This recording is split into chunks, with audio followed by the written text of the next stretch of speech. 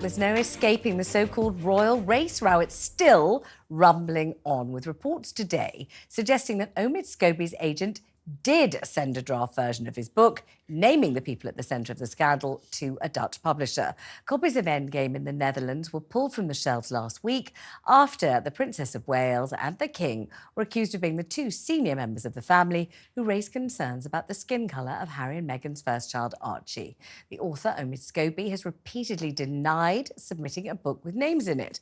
But a source has told the Times newspaper, this is a front-page story in the Times, that a draft manuscript was sent weeks before publication, which did, in fact, include the names. The translator interpreted that one rather than the final approved version. Well, joining me in the studio to discuss this, it all has got somewhat technical, let's face it, is royal commentator Afua Hagan, good to see you, and barrister Paula Rhone-Adrien. Nice to see you both back in the chair. Good to have you. I can't believe we're still talking about this, really. However, it boils down now, doesn't it, to a sort of different analysis, Afua, of what's actually happened, who sent what, who's at fault, and all this kind of thing. Yeah. I'd like to say that I called it. Yeah. I did call it last week. And it seemed like the most, thank you, it seemed like the most likely explanation that an earlier draft that had this passage in it, which describes the names of the two people who were named as having concerns over Archie's skin colour, that perhaps there was a paragraph in an earlier draft that made its way to the publishers in error. And it seems that that's what happened. So, of course, you know, Omid Scobie's not writing in a vacuum and he just types and it goes straight to the printers. There's lots of people in between, editors, legal, lawyers, yeah. Exactly, who probably said, look, not a good idea to have this paragraph in, take it out. So it's been taken out except in an earlier draft that's made its way to a publisher. And it's the translator has translated the wrong version. Yeah. A final version was sent later on, but the translator stuck with this older version, translated that, and that's what went to print. And there's a pressure in publishing, isn't there? There is. That you know, that normal people on the street like me, we don't understand. But, you know, once that manuscript is there, there's a pressure to get it out because obviously they want people to buy the book. Yeah, definitely. And there's lots of things, actually, that Omid Scobie won't be across, like the cover art and, you know, the final draft that after it gets published, especially if it's a foreign language version. He's not going to read that because he doesn't read Dutch or French or Italian or whatever. That's for someone else. But did he not imply that he had not written the names down, even in a manuscript, that he hadn't written them down at all, that he had never wanted to reveal them and therefore had not revealed them? What he said was he never submitted a final draft that had the names in them. Right, so that means he did include them, did want them in. But not in a submission. Right. So not in a version that was going to be printed. So, Paula, in legal terms, if any of this information is true, and we can't be 100% sure that it is, even though it's Afia's hunch that it is, and she predicted it last week, so she should get the prize, definitely. On this whatever show. the prize is, she should get it. But if this is the case, legally, is Omid Scobie absolved of having done anything wrong? Morally, is he absolved of having done anything wrong? Or? I mean, I still think we're in a spider's web here, Vanessa, because, of course, there is this first draft and we have to accept that if it's right that he did include those names, then he's going to need to take responsibility for that. But don't forget, there are certain defences, obviously, to defamation, to a libel claim, and it can get very convoluted and complex. Ultimately, we still are at the very first hurdle, which for me is, do I want to put myself at litigation risk? Am I really feeling as if my reputation has been damaged?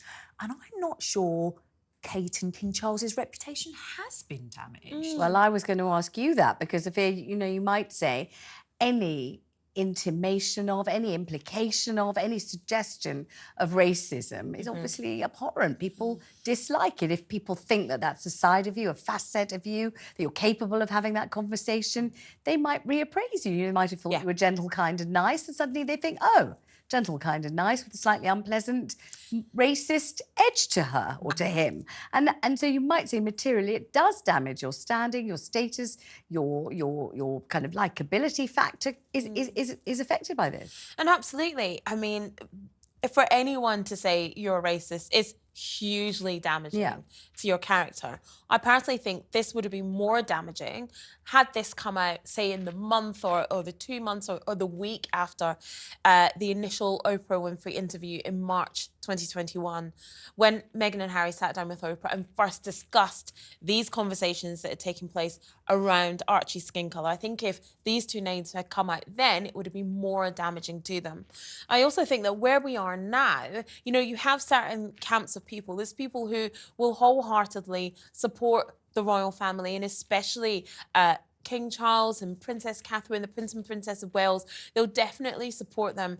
And I don't think these allegations will make any difference to that. And then there's people who will wholeheartedly support the Sussexes, and then there's people in between who just don't care. And I think those camps are pretty much shored up, and actually this won't make any difference. So I don't think a lot of damage has been done to their character. I don't know if you'll agree. Yeah, I mean, but there is a controversy in terms of the institution, because what concerns me, and I think what concerns the general observer, is that this isn't the first time that the issue of race has been raised as a concern within the institution. We had the unfortunate incident in relation to Lady Hussey. We've had the unfortunate incident where apologies were given in relation to Princess Markle of Kent and her jewellery. Her jewellery, yes, and the suggested names that she had for her two black sheep, which again, it's just a story, we don't know. But, you know, it's there kind of in the background, festering. And so I think it's the institution that needs to be concerned. Because, of course, we were told, weren't we, in 2021, that there was going to be the appointment of this diversity czar. And I'm yet to see that. Yes, I mean, we're all yet to see that. Right. And don't forget that this is also an institution that had rules in place that were put in the 1960s, that they were exempt from diversity rules. It meant that they didn't have to have, they actually had an edict that said it was preferable if they didn't have immigrants and people of colour working in certain admin roles and customer-facing roles, but domestic staff was fine. And then you've got all these other things that you've mentioned as well. So you're absolutely right that there is, most certainly, and you can argue it one way or not, but the proof is in the pudding that we have an issue with race and with the institution of the monarchy and of the royal family. And that is a huge problem, and actually that's what we should be discussing. And like I've said before, the fact that the mixed race population in Britain is the fastest growing population. And we should be discussing that and how people want to identify themselves, how people feel that they are discussed, how they want to discuss themselves, and what is deemed as offensive or not. Those are the conversations that really need to be Final question, Paula, very, very briefly, unfortunately. Should Harry and Meghan speak out on this? Should they make a statement? Should they either say, this didn't come from us? Should they say, we didn't leak this letter? We don't know how Omid Scobie saw it. Should they say, listen, we didn't mention racism in our documentary, which went on for 6 hours? Would have been ample opportunity to say something. They didn't. Or in Harry's book, Spare, it's also a hell of a long book. He could have written a paragraph on it. He didn't. Could they say something that would build bridges and soothe and smooth? And if they could, should they? So there's an irony here, isn't there? That they're staying quiet, but they're being criticised for staying quiet when everyone was asking for them to stay quiet. What I would want to see and hope to see is actually a joint statement from Harry, Meghan, from King Charles and from Kate, putting a lid on this, essentially, and saying that this is going to be dealt with as a family in-house. Thank you both very much indeed. Always lovely to see you.